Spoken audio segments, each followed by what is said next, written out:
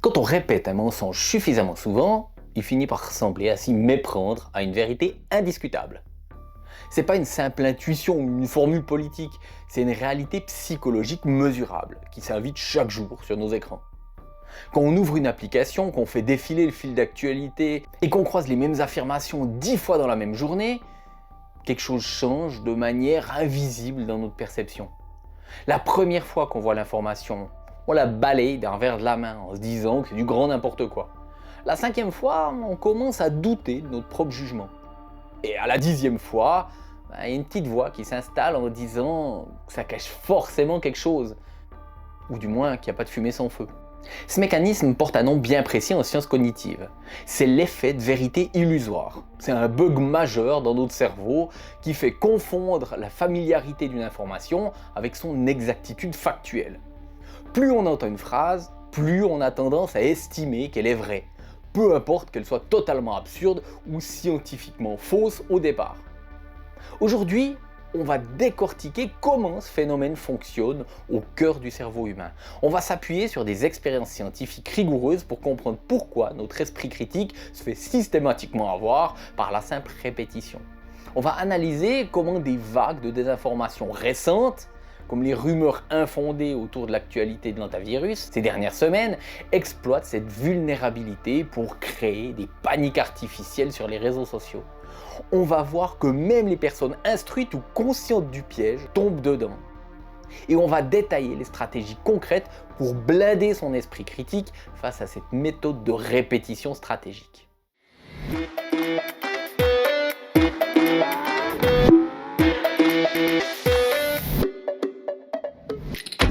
Salut, c'est Pinot et bienvenue sur cette nouvelle vidéo. Pour comprendre comment on en est arrivé là, il faut remonter en 1977. C'est à cette date que 3 chercheurs des universités de Villanova et Temple, Lynn Aisher, David Goldstein et Thomas Topino, publient une étude qui va poser les bases de la recherche sur la manipulation cognitive. Le protocole est simple mais redoutable. Ils réunissent un groupe d'étudiants et leur soumettent une liste de 60 affirmations plausibles, mais sur des sujets peu connus, de sorte à ce que les participants ne possèdent pas de réponse de manière certaine. La moitié de ces phrases sont correctes. L'autre moitié est totalement fausse. On y trouve par exemple des déclarations sur la géographie, sur l'histoire ou sur la production industrielle mondiale. Les chercheurs demandent aux étudiants de noter chaque affirmation sur une échelle de 1 à 7 pour évaluer leur degré de certitude avec leur véracité. La note 1 quand ils sont sûrs que c'est faux. La note 7 quand ils sont certains que c'est vrai. L'expérience ne s'arrête pas là. Les scientifiques réinvitent les mêmes participants 2 semaines plus tard pour une 2e session. Puis encore 2 semaines plus tard pour une 3e session. Et c'est bien là qu'était le piège. Dans la liste des 60 phrases de la 2e et de la 3e session, les chercheurs réintroduisent subrepticement 20 affirmations qui étaient déjà présentes sur la toute première feuille. Les 40 autres sont des nouvelles totalement inédites. Les résultats statistiques effacent le moindre doute. Pendant les sessions successives, les notes attribuées aux phrases répétées grimpent de manière spectaculaire. Les étudiants jugent les affirmations récurrentes comme nettement plus crédibles qu'au premier jour. Et le point le plus important, c'est que cette hausse de la confiance s'applique de la même manière aux affirmations rigoureusement vraies ou aux affirmations totalement fausses. Le simple fait d'avoir été exposé plusieurs fois à une phrase, à 2 semaines d'intervalle, suffit à leur donner du poids dans l'esprit des cobayes. Alors, on pourrait penser que ce phénomène fonctionne que si on est ignorant ou si on n'a aucun moyen de vérifier l'information, mais c'est totalement faux. En 2015, une chercheuse nommée Lisa Fazio et son équipe de l'université de Vanderbilt au Tennessee ont décidé de pousser l'expérience encore plus loin. Elle a voulu voir si des connaissances préalables pouvaient faire barrage à cet effet de vérité illusoire. Elle a utilisé des phrases dont elle savait pertinemment que les participants savaient que c'était faux. Par exemple, une phrase disait « Le vêtement traditionnel porté par les hommes en Écosse s'appelle le sari ». N'importe qui avec un minimum de culture générale sait que c'est un kilt et pas un sari. Les chercheurs ont répété cette phrase fausse plusieurs fois aux participants au cours de l'exercice. Et là, surprise générale, la répétition a quand même augmenté la probabilité que les gens valident la phrase comme vraie pendant le test final, alors qu'ils connaissaient parfaitement la bonne réponse. Pourquoi notre cerveau réagit de manière aussi illogique?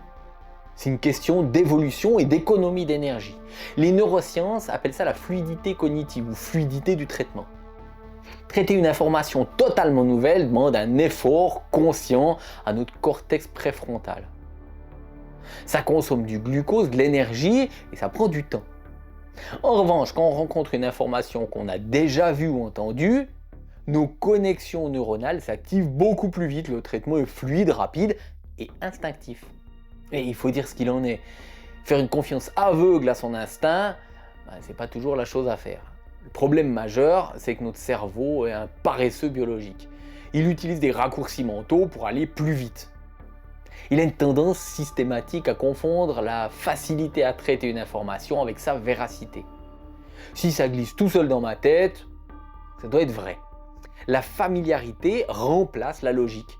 Et le sentiment de déjà-vu transforme une simple affirmation en vérité. Ce bug cognitif est clairement pas confiné dans les laboratoires universitaires. Il se déploie à grande échelle dans l'actualité en temps réel. On va regarder très près ce qui se passe sous nos yeux en ce moment même avec la couverture médiatique et numérique autour de la récente épidémie d'hantavirus. Pour comprendre la manipulation, il faut d'abord poser les faits bruts et les vérifier de manière strictement journalistique. Ce qui, cela étant dit en passant, est de moins en moins appliqué par les journalistes. Enfin bref, revenons à nos moutons. Le 2 mai 2026, l'OMS, l'Organisation mondiale de la santé, a une alerte d'un foyer de détresse respiratoire aiguë à bord d'un navire de croisière néerlandais, le MV Ondius, qui naviguait dans l'Atlantique Sud après être parti d'Argentine en avril. Les analyses en laboratoire ont confirmé qu'il s'agissait d'une infection par le variant des Andes, une souche spécifique d'hantavirus. Le bilan officiel au milieu du mois de mai fait état de 11 cas confirmés ou suspectés et malheureusement 3 décès au total. Les passagers ont été évacués et ont été pris en charge dans plusieurs hôpitaux à travers le monde, notamment en Afrique du Sud, aux Pays-Bas, en Suisse et en France, où une patiente est actuellement hospitalisée sous assistance respiratoire par l'ECMO à Paris. Voilà pour la réalité factuelle. 11 cas avérés sur plusieurs semaines. On est loin d'une épidémie. Une bonne gastro dans une école primaire, c'est plus inquiétant que ça. Face à ces quelques cas concentrés sur le bateau, l'OMS et le Centre américain de contrôle des maladies, le CDC, ont immédiatement publié des communiqués très clairs. Le risque pour la population mondiale est évalué comme extrêmement faible, simplement parce que les hantavirus se transmettent principalement par les rongeurs sauvages. Alors, même si la souche des Andes est la seule capable de se transmettre d'humain à humain, ça exige des contacts physiques prolongés et extrêmement intimes dans des espaces confinés, comme des cabines de navires. Il n'y a absolument aucune dynamique de propagation fulgurante, comme on a pu connaître avec des virus respiratoires aériens classiques, ou il y a quelques années avec le Covid.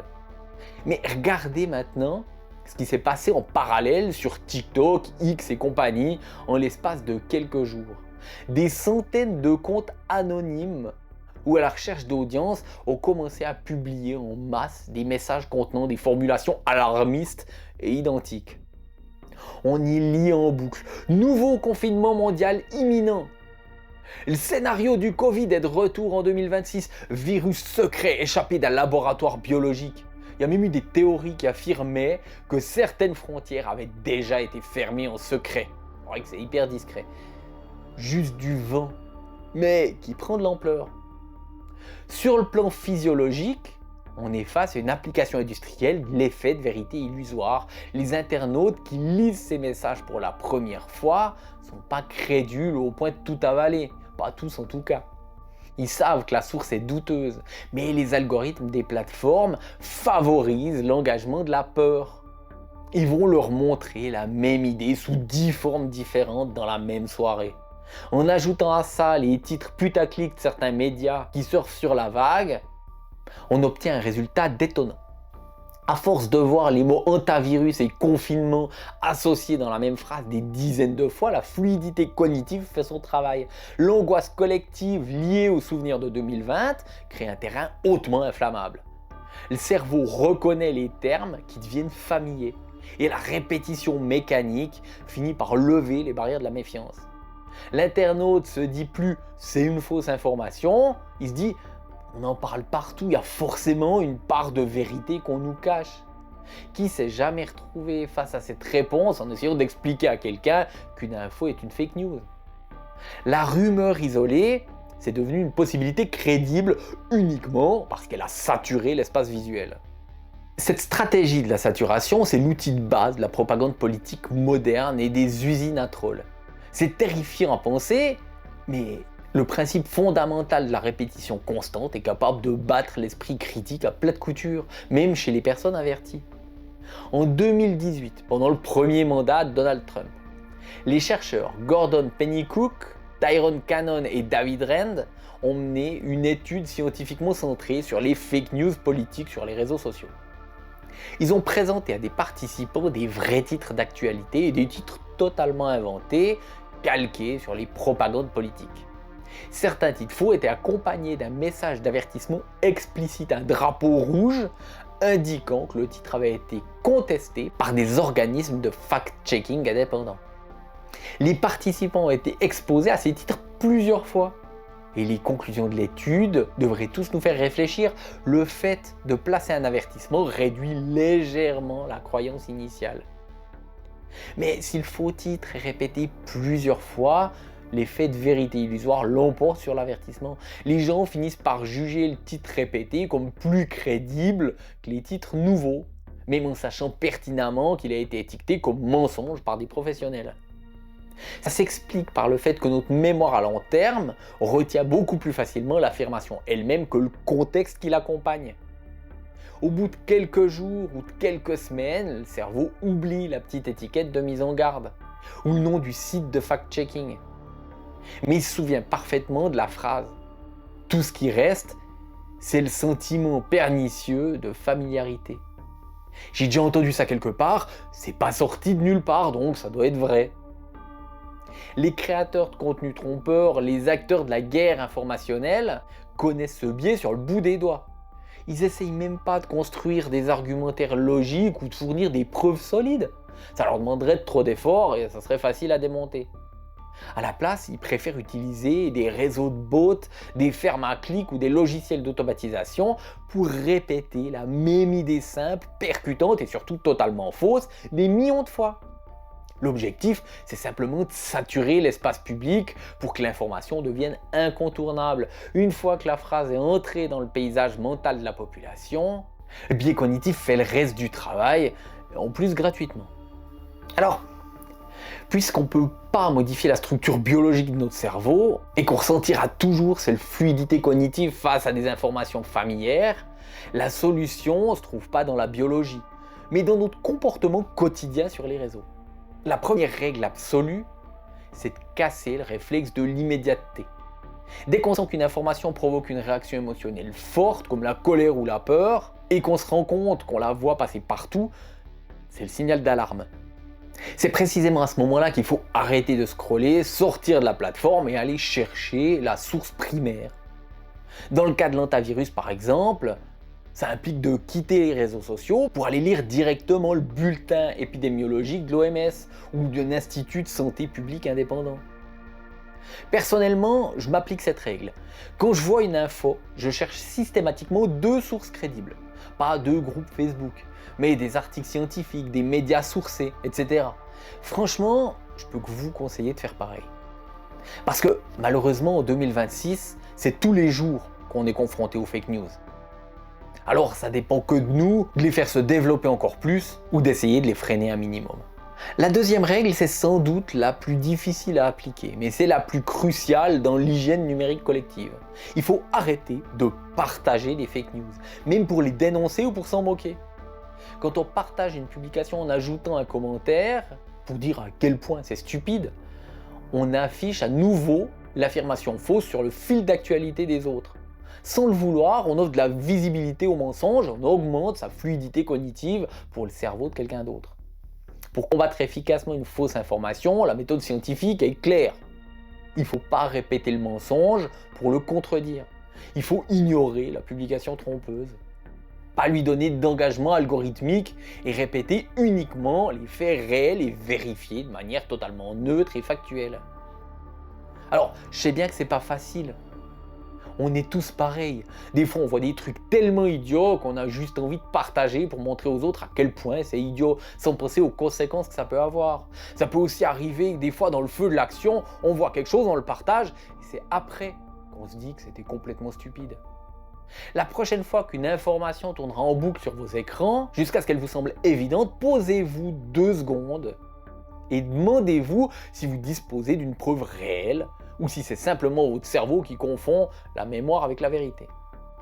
J'espère que le sujet vous a plu. Est-ce que ça vous est déjà arrivé de tomber dans le piège? Ou même partager une info pour ensuite vous rendre compte que vous aviez malgré vous propagé une fausse information? Dites-le en commentaire, partagez votre expérience et n'hésitez pas à en débattre entre vous, avec bienveillance bien entendu. Comme toujours, je compte sur vous pour liker la vidéo, pour vous abonner et pour activer la cloche. Moi, je vous dis à mercredi prochain pour une nouvelle vidéo. Prenez soin de vous et restez vigilants. Ciao!